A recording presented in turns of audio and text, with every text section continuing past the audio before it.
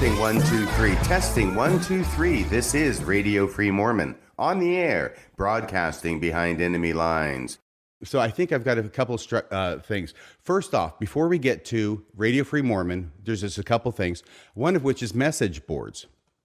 Okay, because I was a member. I told you I had been banned 3 times from the fair-related message board. It was Mormon. It was MAD, M-A-D board, Mormon Apologetics and Discussion Board. It's now the Mormon Dialogue and Discussions Board. You can find it. Go there if you want. That's the one I've been banned from 3 times. And there's also this one called the Mormon Discussions Board. Okay, now that's not the Mormon Discussions podcast. They have nothing to do with each other. People came up with the same idea for a name, I think independently. So, but that is where much more ex-Mormon or post-Mormon or transitioning Mormons hang out. And so I started over there at the MAD board with the apologists, right? And I would do threads about Book of Mormon bullseyes, and people thought I was great. And then I started, thinking about things, writing other things. It's not just that these ideas are coming to me, but I'm giving myself permission to express things that have been percolating for some time, and putting things together. And I start getting thumbs down, really, from the Mormon crowd. And now I've come over here to the post-Mormon board, the Mormon Discussions Board. There are so many intelligent people on that board. And they are very sophisticated, very witty, very honest, very frank, and very truthful. And they follow where the truth leads. And for a lot of them, that's led them out of the church. But there was this time period where I'm a member of both boards, right? And I'm going through a transition of sorts. I'm challenging some things. And I'm doing it on both boards, kind of at the same time. And I am shocked to find out that the faithful Mormons on the one board are suggesting that I need to leave the church because I don't fit in. And I'm asking the wrong kind of questions. And over here at the ex-Mormon board, they're hearing the same thing, and they're encouraging me to stay in the church. And I'm going, what's wrong with this picture? This is the exact opposite of the way I would expect it to be. And yet it was absolutely the way it is. So I can't post over here anymore because I'm banned. I guess I got a little too trenchant with my observations for the moderators. And over here at this other board where basically it's impossible to get banned. You can't get demoted, I think, to outer darkness, but you can still post. I still post there from time to time, but the vast majority of my time is taken up with the podcast. Mormon-related time, right? I actually do have a practice that I have to tend to from time to time. But this podcast, right? Okay, it's all Adam God. Because at Rational Faiths, where I was asked to write a blog over there because it's the Book of Mormon bullseye thing again, right? So they've got people who are blogging over there, and they blog about criticisms of the church, but they want someone who will do something positive. Hey, let's reach out to this guy. So they asked me to do that. I said, sure, I'll do that. But then it starts being something else. And in December of 2013, the church released the essay on the race and the priesthood. And I read it. And I said, no, this isn't enough. There's no apology. That's what it has to have, is an apology. By the way, the church keeps wondering why it is that people can't forget about the priesthood ban. The reason is because they've never freaking apologized. You cannot just expect it to fade in the distance and hope people will forget until you apologize, and then there is closure. And that's one thing they haven't learned. And that's one thing, if they were paying me any amount of money or no money at all to advise them, that's what they've got to do. So we have 2 things now: stop lying and apologize. Those are the 2 recommendations. And I think both of those are actually good. Yes, either that or just start tearing hymns out of your hymn book, like do what is right, let the consequence follow. Don't be singing that anymore, okay? Because if you believe that, then you should do what is right and not worry about what it does to the church or the membership or the tithing. You should be doing what is right because it's the right thing to do. And I'm looking at you, Elder Oaks, and actually all of you, for that matter.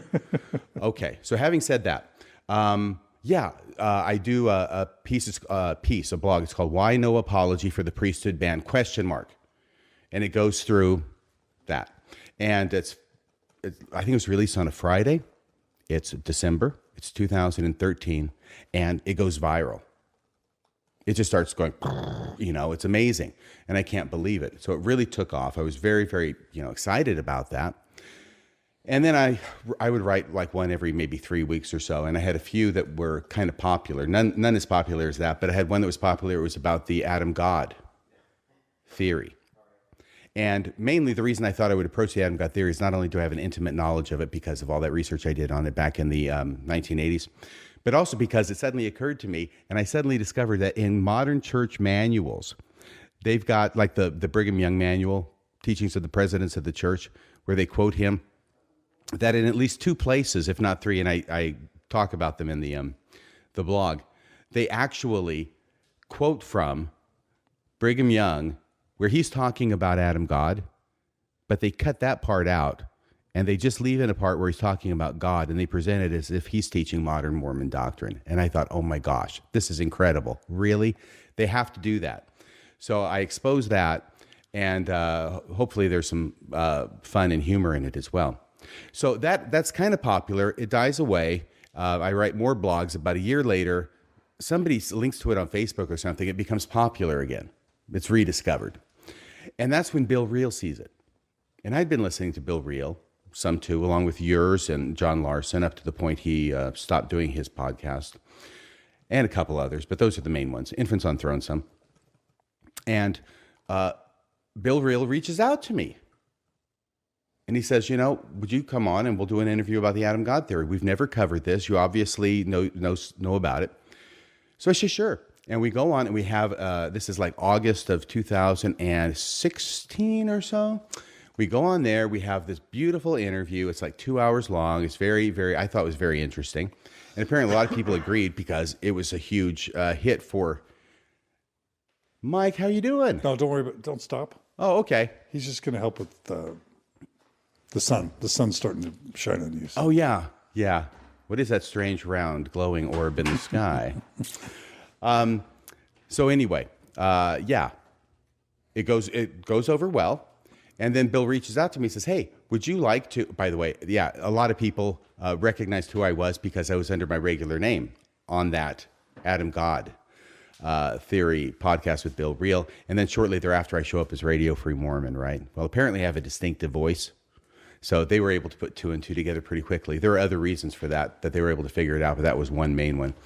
And he says, would you like to do your own podcast? Because at this point, Bill is kind of getting a little bit worn out because he's doing this so much and putting out all the content. And he's trying to see, can I get some people kind of maybe like you, get some other people to do podcasts? And so he reaches out to me, he says, would you like to try it? I said, I've been wanting to do this for a number of years, but technology, I have no idea how to do this. And I've had this name for several years. I already had the name. It's Radio Free Mormon. When did you first use that name? Well, I first used it on the first podcast. Right. But I had it before that. You mean you own the domain name? Oh, no. I just mean... Oh, in your head. I had picked it out. And what's the origins of that name? Well, Radio Free Europe. Talk about that. I know what that is, but tell our listeners what Radio Free Europe, World War II, broadcasting the pro-American message behind the enemy line so that people who are behind there and who are oppressed by the Nazi regime, and I might be getting this wrong, but I think this is pretty much it, can get the message. And radio can send messages. We don't have to send over pigeons or planes and drop actual written messages. We could broadcast them behind enemy lines to get the word in that helps on the way. The Allies are coming. So hang on. Are you saying your motive was, or your approach was to help get people out of the church? Because that's what comes to mind when you think of that name. No, I just thought it was Radio Free Mormon. I thought it was a great name. I mean, you've got Mormon Expression, you got Mormon Stories, you got Mormon Discussion. I'm not going to start with a Mormon, right? You guys have already used that, so I don't want to do that. So Radio Free Mormon just came to, I thought it was a great name. Okay. And it has nothing to do with the role that Radio Free Europe had. Well, it doesn't really. I explain it because that's the historical backing. I think, people may correct me on that, but I think that's pretty much what Radio Free Europe was. But yeah, Radio Free Mormon, I think it's a great name. I do want to make it really clear here, okay? I am not trying to lead anybody out of this church. That is not my goal. I have no desire to lead anybody out of this church. The church works for people. I mean, I would have to ignore the fact that I was in the church for 40 years, and for at least the first 5 years, it worked pretty well for me. So it works well for some people. If it works well for people, that's great.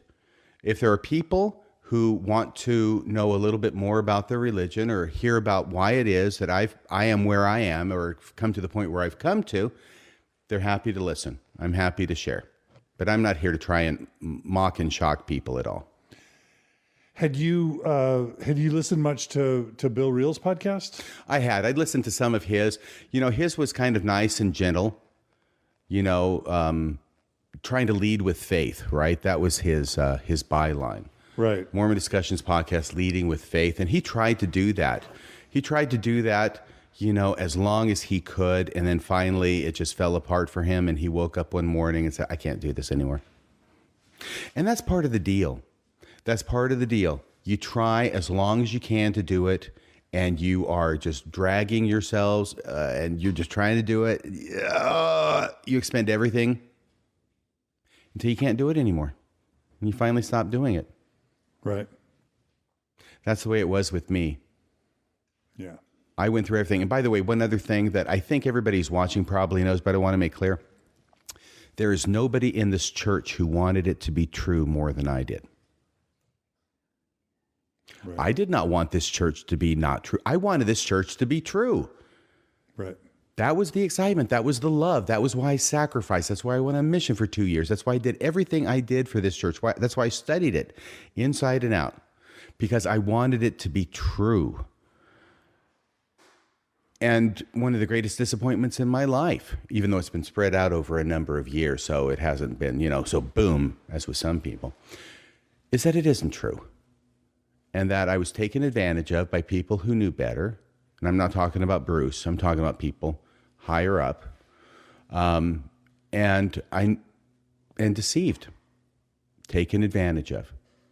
It would be one thing if this was like the Lutheran church, where basically they don't expect a whole lot from their members.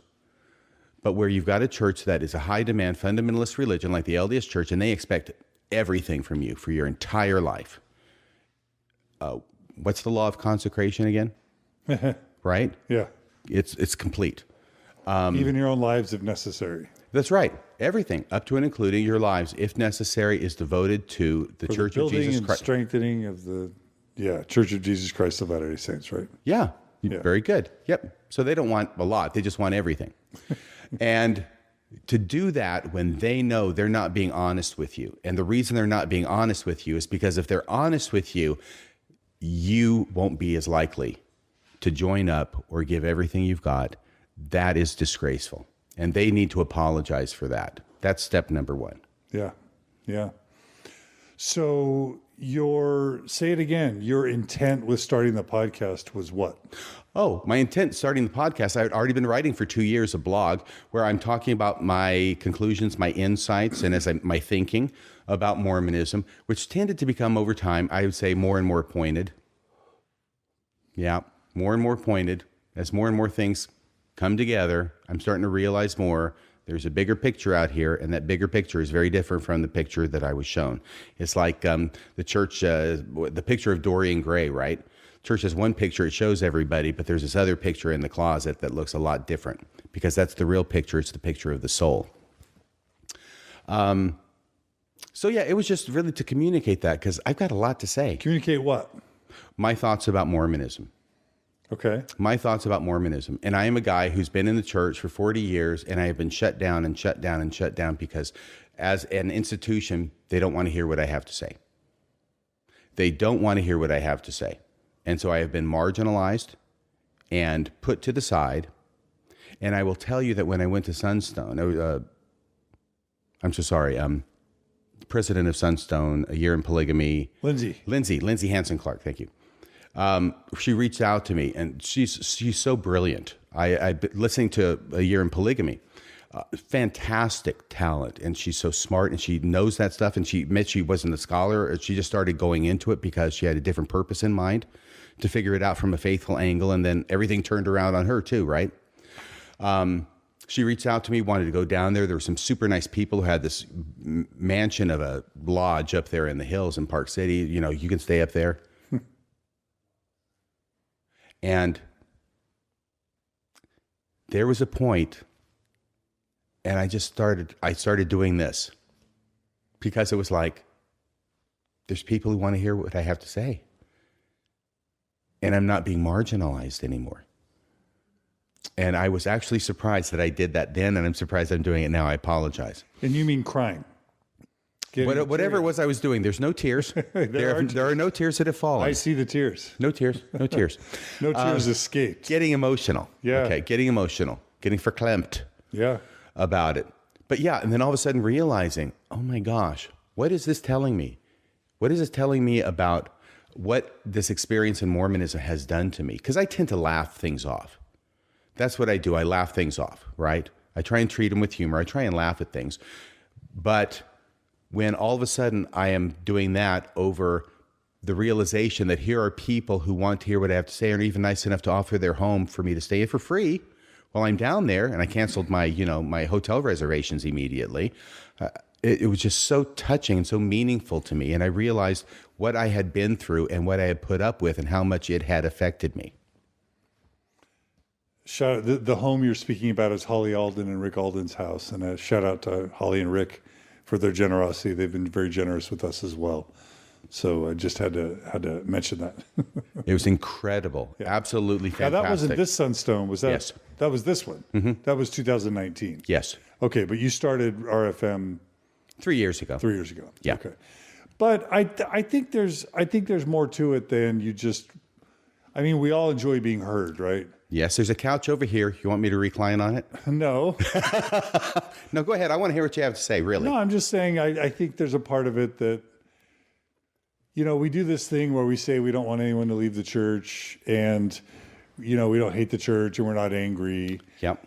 But and you've said that you just, for the first time, people are willing to listen, and I think that's all true. But what did you hope would happen with the church, and what did you hope would happen with the members of the church? Because I think some of that, well, I will tell you, has to be bound into your motives too.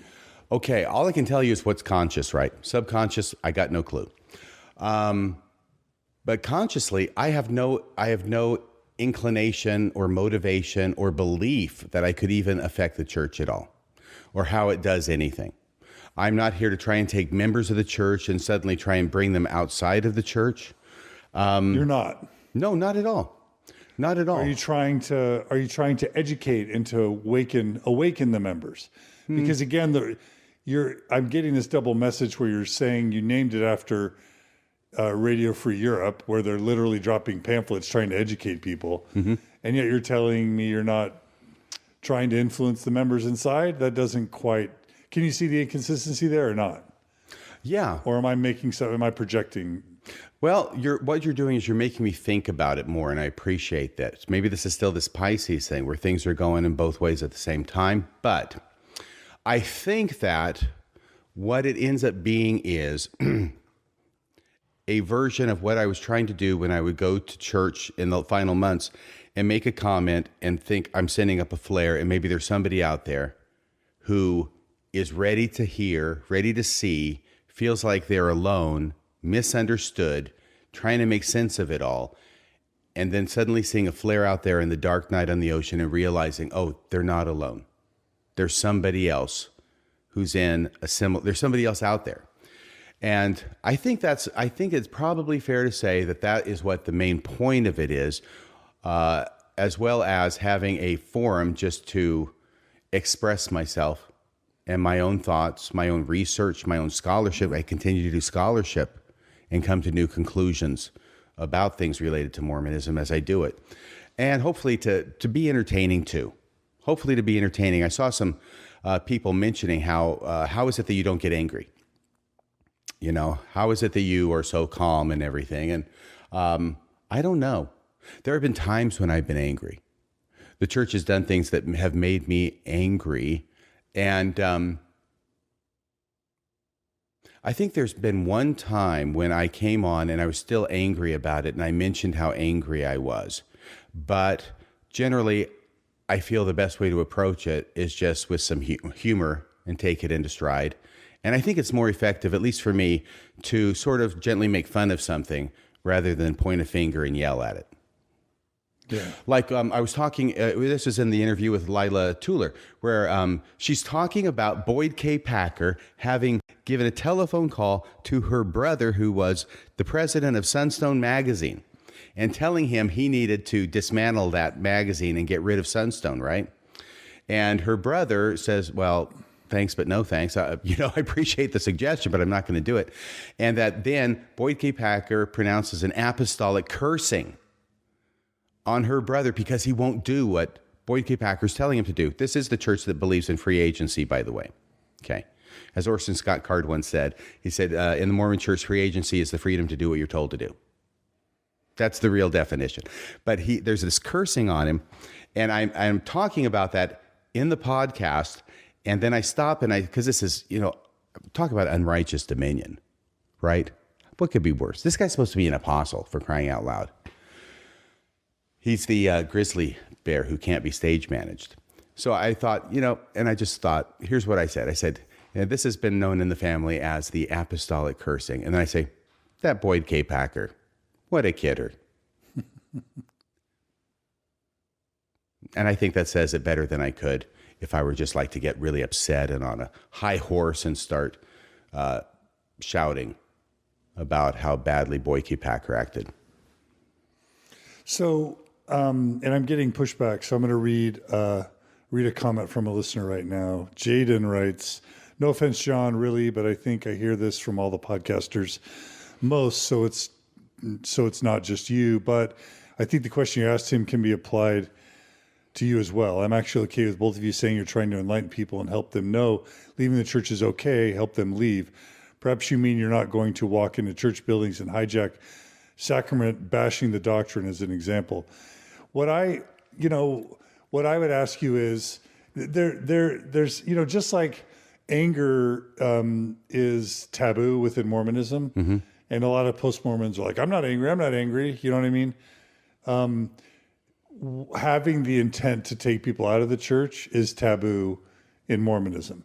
But I'll just ask you something that probably is subconsciously projecting on some level. If the church is a fraud, which I think you think it is, if the church isn't what it claims to be, if the church is harming people and bleeding people of their time and their energy and their money and their resources, why wouldn't you want to take every single last person out of the church and, as Noah, new name Noah likes to say, burn it the fetch down with truth?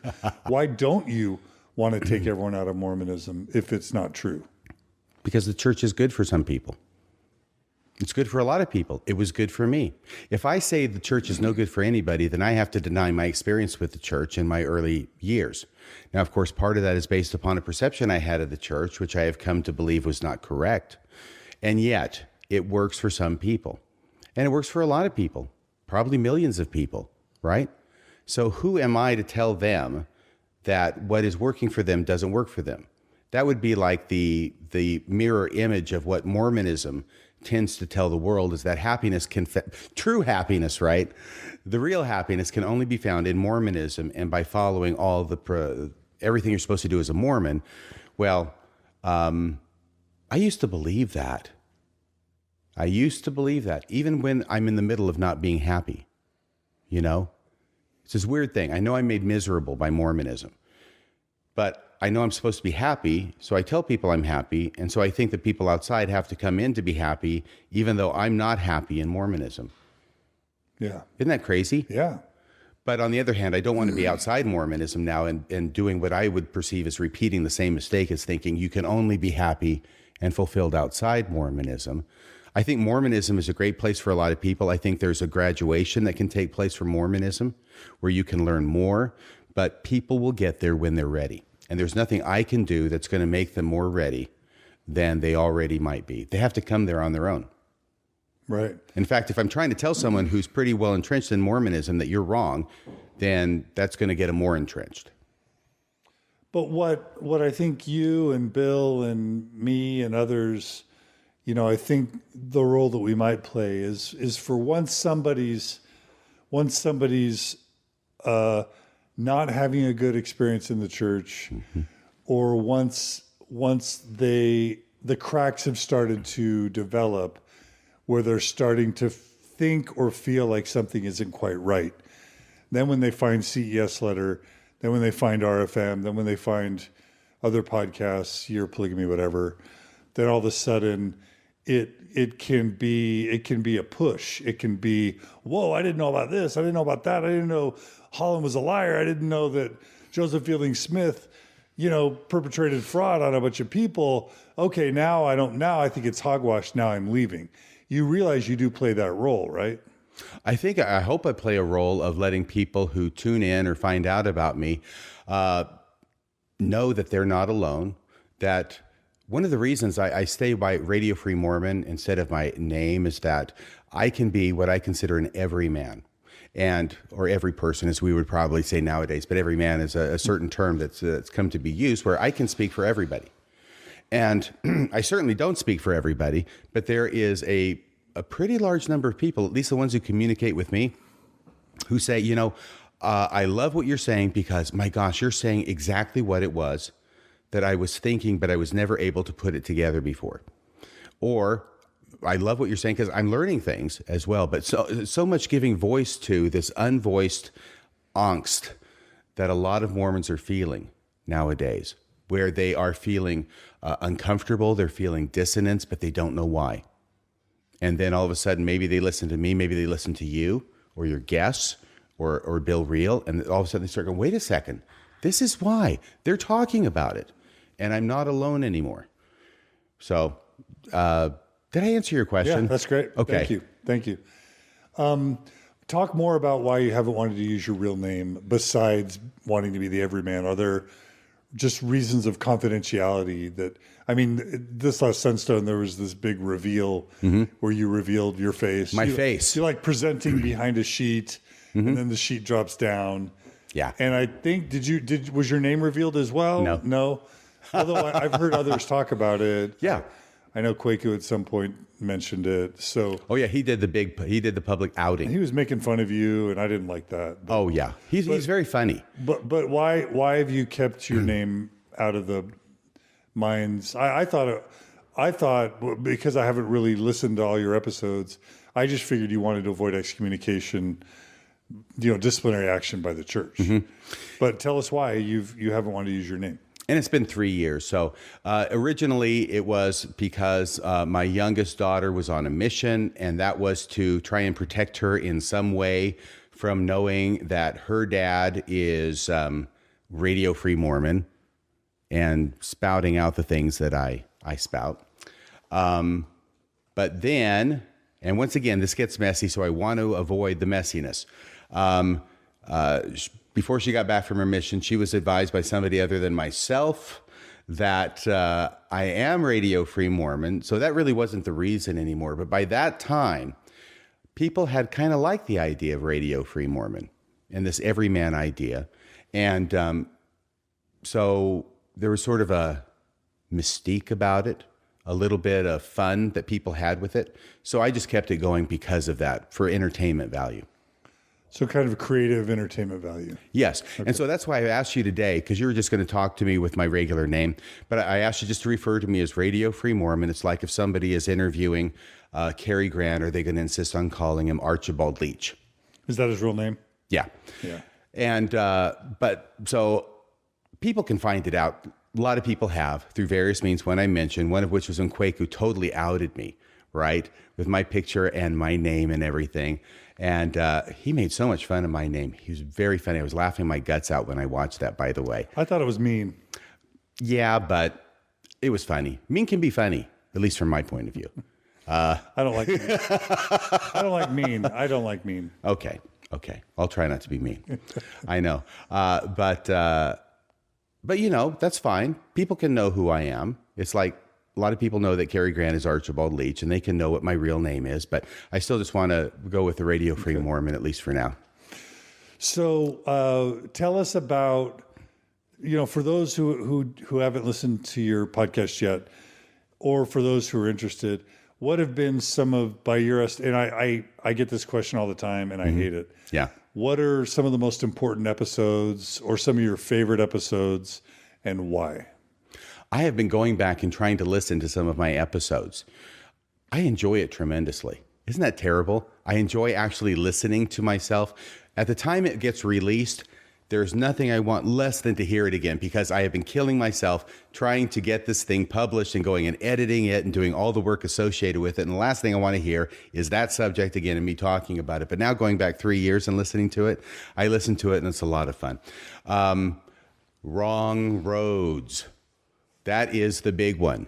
A lot of people loved Wrong Roads. And that's where I am pointing out some logical inconsistencies in a story told by Elder Holland about, back when he was younger and encountered a fork in the road and decided to take it. Was that Liar, Liar, Pants on Fire? Was that part of that? No, that's Bill Reel. Okay. I have never called Elder Holland a liar. I don't think I've called him a liar. You see, where I come from, which is the legal profession, there are people who lie all the time. Okay. They lie under oath. They lie in court. They lie in police reports. They lie in statements. Liars everywhere. But the way I'm trained is you don't use the L word with people. Okay. You can say, this is not consistent with this. This contradicts that.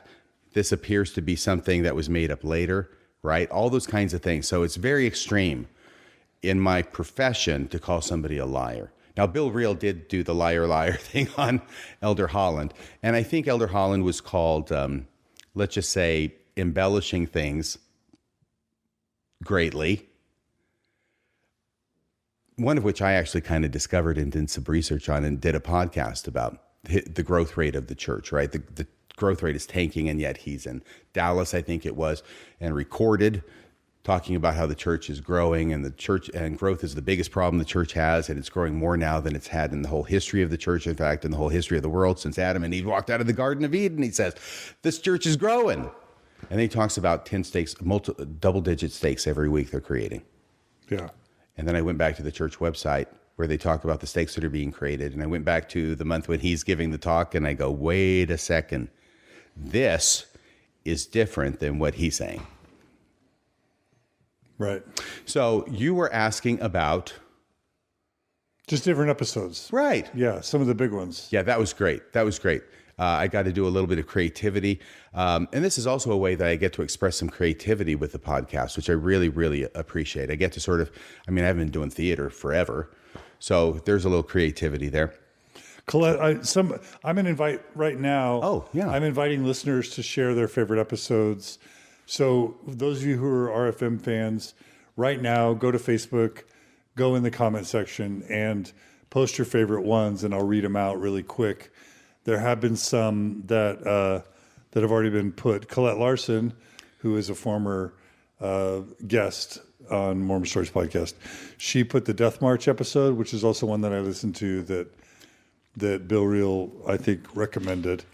He did. Do you want to talk about that? Yeah, thank you. That one, what was it? The Brody Award for Best Podcast last year, I think it was. Honestly, I didn't think it was that great. And I'm just so pleased that people like it. There's often this disconnect between what I think is really good and what I think is meh, and then what people really like. And often it's not the same. And the Death March really was one of those, because all it was going through one general conference. And I kind of picked up on this theme that there's an awful lot of stories about people dying here, and there's no stories about people getting priesthood blessings and being healed. But people get priesthood blessings and they die in this church. And President Eyring is the worst of all. Anytime you're sick, you don't want him standing at your doorway reaching for his vial of olive oil, okay? He's like Dr. Death. He's Kevorkian. Anybody he touches is going to die. And he tells the stories about it. And then he refers to it as a miracle. It's incredible, really. And one of the things that happened was it's a laugh line, too. People understand in the church that nobody's going to get healed. This is part of the culture of Mormonism. On the one hand, we say we have the priesthood power of God by which people are healed. And on the other hand, all we tell is stories of people getting priesthood blessings and dying. And the miracle isn't they're healed. The miracle is, oh, there was this beautiful peace in the room. Or the miracle is, oh my gosh, well, we'll be seeing them again sometime. And there were like 11 stories in this one general conference that either said that outright or hinted at it strongly that that's what had happened. And people are dying right and left. They're dropping like flies out there. And so all I did was I put in order these stories in general conference, and I threw in a little bit of commentary. And, I didn't think it was that great, but it really made an impact, apparently. I think that it's something that once you see it, you can't unsee it. And now anytime I watch general conference, I haven't done my commentary. I did one on one of Elder Oak's talks, but I haven't done my general conference conference commentary. It happens again. I don't know that there's 11, but over and over and over again, people are talking about people who get sick, they get priesthood blessings, and they croak. Yeah. It's expected. Yeah. And I'm honestly, there's one, and it's President Eyring again, I think, but I'm honestly listening to this story for the first time, and he's telling the story about this person who has this terminal disease, and he gets a priesthood blessing, and I actually find myself, I'm rooting for this person. Please pull through. Please get better. Please get well. Please get healed. Nope, he dies too. What is Why Are Mormons So Fake about? Oh, why are Mormons so fake? This was the last general conference. It is. It's April. Jennifer. Shout out to Jennifer Limones who put that out. Hi, Jennifer. Thank you for the question. She's saying she liked that one? Yeah. Okay. So this is April, not last general conference, but the general conference before in April of 2019. And I am just going to sit down, and I have made some notes, and I'm going to go through at least all the talks in the Saturday morning session, and hopefully beyond that. And I just want to hit on some high points. One of my problems is I over-prepare. Number one, I over-prepare, and then I start diving too deep. And I start seeing more things, and I just keep going and going. And so I start with the very first talk in the Saturday morning session of 2019 April General Conference, which was given by Ulysses Suarez, I believe. And all I get is to the first point I'm going to make in his talk. And what he is indicating, and I can't remember everything I said, but what he is suggesting and making it really clear is that we need to be fake with other people. We have to be fake. This is one of the themes that happens in Mormonism. Everybody is fake. We're taught to be fake. Because what is the most important thing in the world in being a Mormon, John? Supporting authority. Yes, supporting the church, making it look good, and getting other people to join. Yeah. Okay? So the church has to look good at all costs. That is the prime directive. I'm sorry, I'm getting away now from the question. Thank you for liking that. But he mentions it, and so I developed that further about why are Mormons so fake? And but this ties into something you said. Some of the nastiest and ugliest things that happen in Mormonism, as well as in other churches apparently, these things that get hidden, the child abuse that gets glossed over and stuffed under the rug by church authorities, and sometimes even helped by church members. The reason why I believe is because our job is to not make the church look bad. Because if we make the church look bad, people will not want to join. And we need to make the church look good at all costs. So we only talk about the good stuff about the church. The leaders do this. This is why they hide the bad stuff, right? This is why it's endemic. The church leaders, Boyd K. Packer, the mantle is far, far greater than the intellect, only tell the good side, the faith-promoting side of church history. Everything else, which I acknowledge exists and I know about it, you hide that and you don't talk about that. Otherwise, you're going to lose your job, you church employee teachers, and you may end up spending eternity in a very, very hot place that you don't want to go. That's the way it is. And so, but this goes over into bad things. When Mormons do bad things, we want to look the other way. We want to hide it, and that includes abuse, and it includes abuse of children. And this is, I think, why it is that there is child abuse in the LDS church that, thank God, is now starting to be reported, starting to be acknowledged, but why it gets hidden. And it's an example of people who are very religious, doing things for a religion that they would not do under other circumstances. They're good people, but they're doing this because the primary thing is to make the church look good, which means not making it look bad, which means the members don't do bad things, which means they get hidden. Yeah. Does that make sense? It does. It does. I think I might be onto something. Absolutely. Lots of people are listing things. Colette also mentions the Renlund smackdown. Holly mentions the Pharisee phenomenon. Oh, yeah. What was, a lot of people are mentioning the Corbridge The Corbridge maneuver. What is that about? What that's about is Elder Corbridge, who, okay, hang on a second. Elder Corbridge, he is the member of the 70. He's the church leader who back in January of not this year, but I think the year before, gave a BYU address. I hope I'm getting this right. Honestly, I should know my own canon, for crying out loud. But I think he's the one who gave the talk about how there are people who have doubts, but the reason they have doubts is because they're looking at the wrong things. There are primary questions, and then there are secondary questions. And there are 4 primary questions, and the primary questions are fundamental things about God existing, about Joseph Smith being a prophet, Book of Mormon true, etc. And so what you need to do is you need to only look at those and listen to the leaders. By the way, I'm goofing this up terribly. The actual podcast is much more interesting, I hope. But then all these other questions, the questions that people have, the actual questions that people are asking about church history, those get discounted. Those aren't important. And in fact, you shouldn't go there. And he gives a whole talk, and that's the Corbridge maneuver. And that's why I called it the Corbridge maneuver, because there's an old Star Trek episode called the Corbomite maneuver. Do you remember that one? You are such a nerd. I am well-rounded. You are a nerd. I'm erudite. In all the good ways. He likes Marvel comics and he likes Star Trek. Yeah, but not DC. And Next Generation, forget about it. Did you even like the Batman, the Dark Knight series? Oh, it's awful. You're awful. Okay, I admit that. I can live with that. I was going to say something insulting like your mom's awful because we're this. You're mean. But you're mean. I thought you didn't like mean people.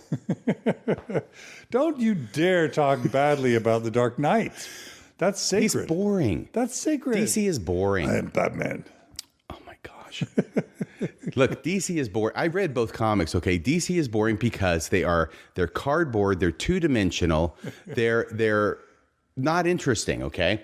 But Marvel Comics, like Stan Lee said, 2 things. You make heroes with feet of clay, heroes who have their own problems, and then you make villains who under other circumstances would be heroes. Mm-hmm. That is the idea behind it. It doesn't always work that way, but that's why I love Spider-Man. He's got problems. He's got acne. You know, he's a kid. He's got girl problems, but he can also, you know, shoot the webs and go fighting the supervillains. And what did you say about villains again? Heroes with feet of clay, villains? And making supervillains who under other circumstances would be heroes. It doesn't always work that way. Right. But like Magneto, right? Did you like the X-Men? No, I don't like the X-Men as much. At all? And not so much. What? I don't think they've done a very good job bringing them to the first 3? Screen. Yeah. You didn't like the first 3? Yeah, stinko. Really? Yeah. But Avengers, Spider-Man, all that stuff. Even in comic books, I didn't like the Avengers. The X-Men that much. I think the first 3 X-Men were brilliant. And that's great because you have your own path. That's why they make, how many was it? 63 flavors? Baskin Robbins. That's what my dad always used to say. You know, well, that's why they make 63 flavors. Everybody doesn't have to like the same thing. And people like different things. And it's okay. You're a good person. I'm a good person. Well, I think the former might be true. The latter, I'm wondering about a little bit. No, I'm kidding. Yeah, because Dark Knight, like I'm just X-Men. Like, come on, man. Anyway, I'm just kidding. Second Thor, what are you thinking? No. Oh, that's so good. Oh my gosh. I'm joking. Okay, so I've got such a man crush on Chris Hemsworth. So yeah, he is hot. He's hot. Can I say that? Is that sexist to say Chris Hemsworth is hot? Not to me. Okay, good. Okay, so a couple more sensitive topics. Jonathan Streeter just asked about this. A lot of other people. Stephanie just wrote, "But you digress." Yeah. This is the point. The point is to talk about Marvel Comics. All the Mormonism stuff has been the digression. It's all an excuse to talk about Marvel Comics. No, so Jonathan Streeter asked about this. A lot of people who wrote in asked as well. A really sensitive thing happened. When McKenna Denson came out with her claims of Joseph Bishop molesting her and then her confrontation of him, we were all taken by storm. And, that story obviously went viral and national and international, and it was a super big deal. And there's just been so much cover-ups of abuse in the church that she became like the standard bearer for abuse cover-ups in the church, and we all rode that wave. And who knows what really happened? Who knows if that did happen, and we have Joseph Bishop admitting it, or at least things like it on several occasions. If any of that were true with what happened to McKenna, and then you had to deal with having been abused in that way by people in authority who should have been better, who knows what havoc that would wreak on someone's life. And so part of us viewed McKenna as a hero. Part of us saw her as broken, but broken because of the way the church treated her. She even owned up in her press release to having a lot of personal flaws and historical problems. And so she rode that for a while and got a lot of mileage out of that. And I think it really was, in honesty, a really important part of what led to Sam Young's stuff and just this whole anti-abuse campaign that's been going on for a couple of years now that I think has probably made a positive difference in the church. On the other hand, there were those of us, and I never had McKenna on Mormon Stories. I was always a little bit, I had a respect for some of the things she was doing and saying, but I also had some concerns, had some questions, but at the end of the day, I wasn't sure, right? And then she starts making those claims that the church is putting Drano in her orange juice and that the church burned her car and that someone from the church tackled her and gave her bruises. And that led to that whole meltdown with New Name Noah and him going after her. And you were one of the first people to really jump on the McKenna bandwagon. And then I think at some point and I haven't listened to the episode, but at some point you felt like you had to hold her feet to the fire. I don't know. People want to hear you talk about that. So talk about that, whatever you want to say. Okay. So this goes back to March 19th of 2000 and is it 16 now? Whenever that was, when the leak of the audio tape of her confronting Joseph Bishop came out. And it was on the web boards. By the way, if you're on these message boards, man, you can find out a lot of things that are happening really quick. Your Facebook page, Bill Reel's Facebook page, things get put up really fast. That's the way to find out. That's the way I find out what's going on in Mormonism in almost real time. But I found out about it. Here's the deal with me. And I did an episode on this, okay? I can't remember. It was maybe a couple weeks later. But what happened was is that this comes out and I go, I am initially skeptical. I am a defense attorney. I've been a defense attorney for 22 years. I was a prosecutor for 8 years before that. I don't believe claims because people make them. And the fact that, I should say, just because people make them. And the more fantastic the claim, the more proof I'm going to need. And it's not because she's a woman, and it's not because it's ages ago. Sure, it could happen. But I need something more than just her say so. So, and I'm listening. I'm reading that transcript that they put up over there at Mormon Leaks, right? Because they put the transcript up there. I'm looking through that. I'm listening to it, and I'm going, he's not really admitting. He's making some weird statements like other people, but he's not admitting to what she's claiming in this confrontation in this tape. So I'm correcting some people because some people are running around saying, oh, he admits to what she says. Well, no, he doesn't really. He doesn't really do that. So initially skeptical, wanting to hear the evidence. And then as the week goes by, the church makes a release. They do a press release in which they start misrepresenting things. And then by the end of the week, more stuff's happened. Friday, there's a second press release where now they're admitting that this guy has made, another woman had made a claim against this guy of a similar nature. And by this point, you see, the story for me wasn't McKenna Denson. The story for me was how the church is covering this up. Of course. And that's what I went with, was my first episode. I mean, this is the perfect storm, right? We've got Mormonism and my affinity, my knowledge of Mormonism, my experience, plus the law and a criminal investigation, right? Boom. I am like, what would you call a pig in mud? So I'm really looking at this, and I'm analyzing it, and the church, it is clear to me, are covering things up, and they are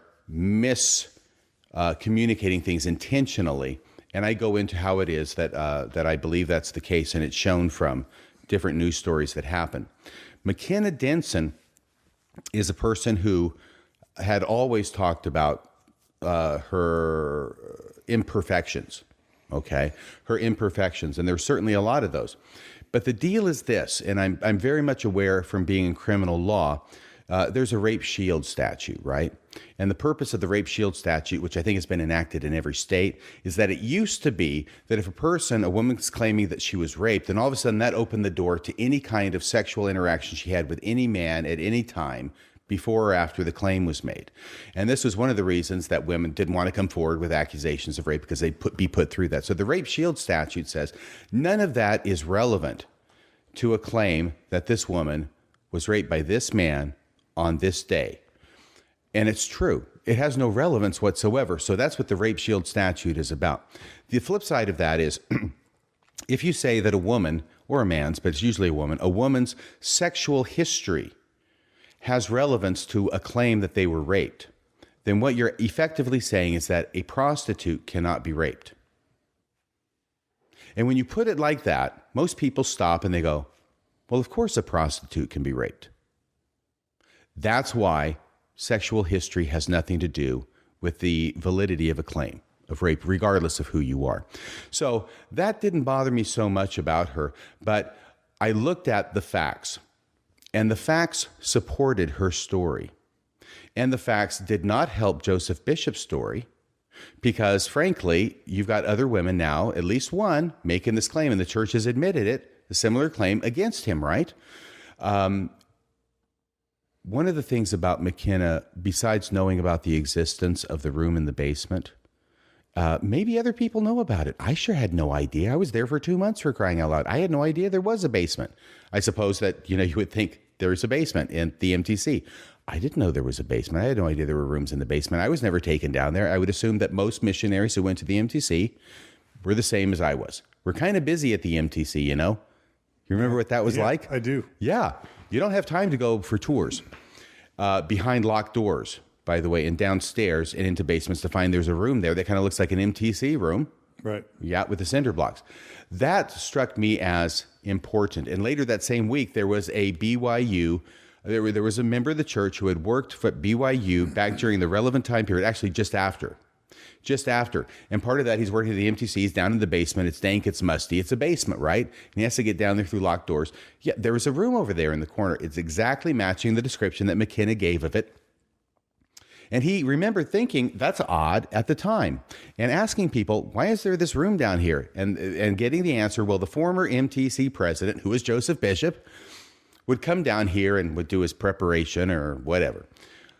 Okay, well, I just work here, so going on. And then the story breaks and he comes forward. Well, he doesn't come forward. He's anonymous. Because when you're a Mormon, you got to be very careful about your real life identity when you're saying things that could be perceived as being against the interest of the church. And I'm not saying they're going to send out the Danites or anything on them. All I'm saying is you got to be careful, because it can affect you in very real ways. So he was anonymous, came forward with that. I thought, oh my gosh, are you kidding? And then the reporter, having gotten this report from this anonymous guy who used to work for BYU and about the room, now they confront the church spokesperson about it. And they said, hey, what about this room in the basement? And the church spokesperson says, oh yeah, we know about the room in the basement, but there was no bed in there. And I'm going, you've got to be freaking kidding me. You just told me that you knew all along about this room in the basement, that you knew that her allegation about the room in the basement had at least the credibility of it actually existing, and you knew about it, but you weren't going to mention it. You were going to keep us in the dark about that. Why? Because all you're doing is defending an institution. That's all you're doing. You're not about the truth any more than you are really in pretty much any other category that I can tell. That really got me hot. That got me very upset. And so I cooled down a bit. I mean, that was the closest I came to resigning, I'll tell you. That was the closest. I was so mad about that. Are you still a member right now? Yeah. Oh, okay. But in name only. Yeah. INO. Yeah. I'm a I'm a Mino. Right. I'm not a rhino. Yeah.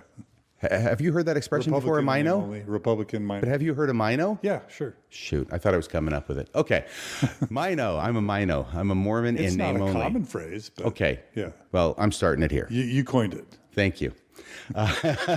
Anyway, I was so mad. Oh my gosh. But then I thought, no, I'm not going to resign. They can come and get me. I was so mad, but I waited a couple of days. It wore off a little bit. I was able to give a less angry podcast about that. But I give the evidence for why it is that I think that, she's telling the truth. She's telling the truth here. And, well, I know things exploded after that. We were in contact by phone periodically during the time. She ended up being interviewed. Yeah. On Radio Free Mormon. It was my first interview. And I was really glad to have her on. And we talked about things, and we made some revelations that people didn't know about. But I remember once having a phone conversation with her, and I think she said something about being grateful that I believed her. And I don't know why I did. It wasn't very polite, but I just said, McKenna, I want you to understand something. I don't believe you because you say it's true. I believe you because the evidence supports your story. And I think she appreciated that, because I'm saying the evidence supports your story. But, and I think the evidence still does support certain aspects of her story. And one of those aspects, by the way, I'm sorry if I'm repeating things and people don't really care about this. One of the main things about her story, in addition to the room, is the fact that she knew personal details about Joseph Bishop's sex life that she should not have known. In that interview that she did, the confrontation that was taped, the single most important thing to me, or one of the most important things to me, is where she is telling him about his having dinner with his wife, and his wife wearing some kind of peasant blouse and would pull the top down to expose herself during dinner, Yeah. And he acknowledges that that's true.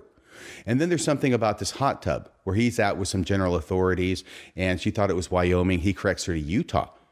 Yeah, there's a hot tub. It wasn't Wyoming, it was Utah.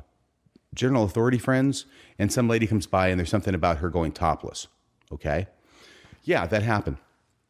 Okay, McKenna's story is that these are things that he told her when he would call her to his mission office, the mission president's office at the MTC, in what I think could properly be characterized as grooming behavior.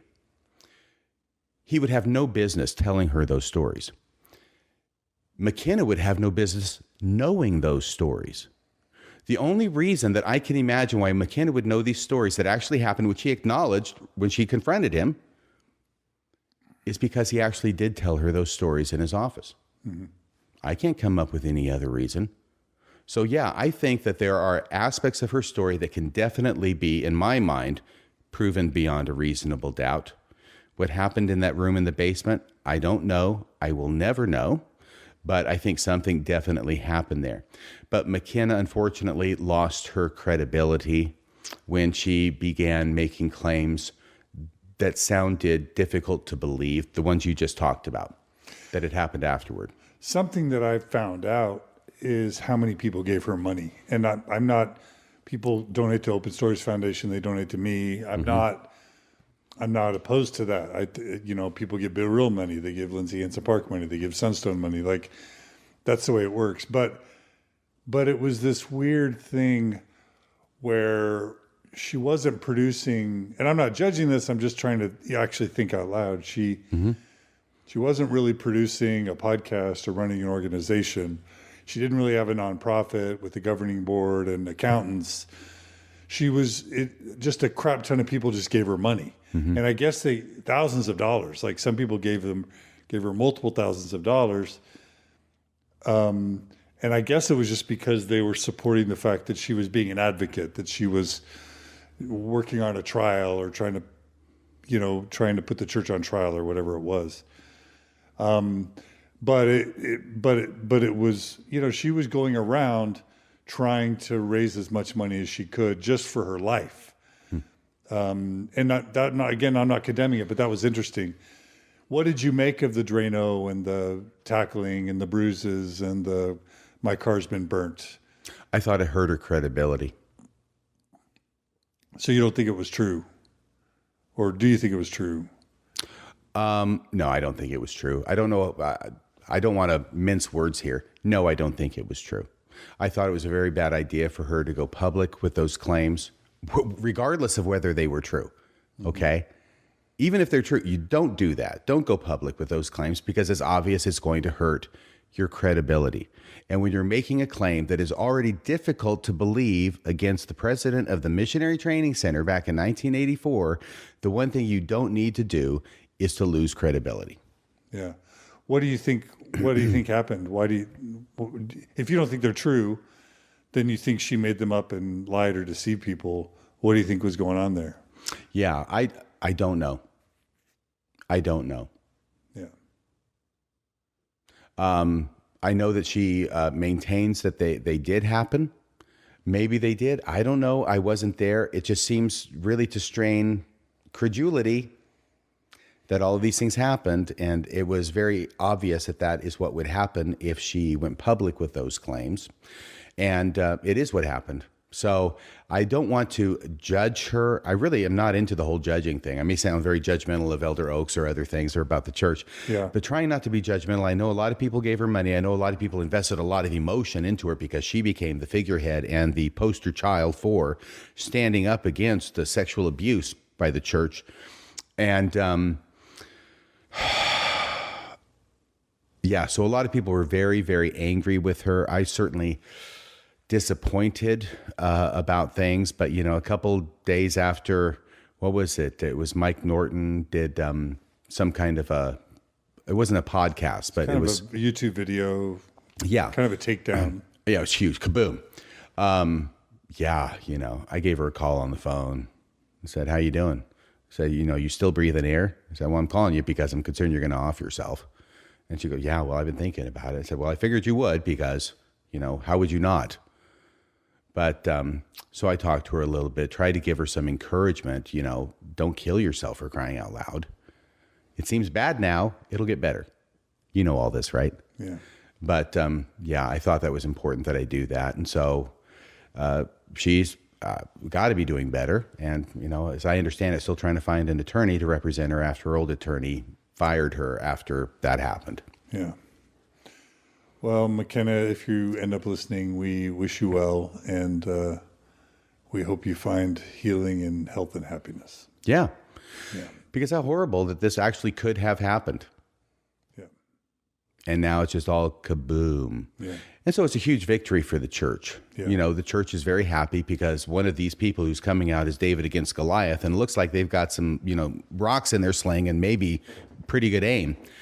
Boom. They're taken out. Yeah.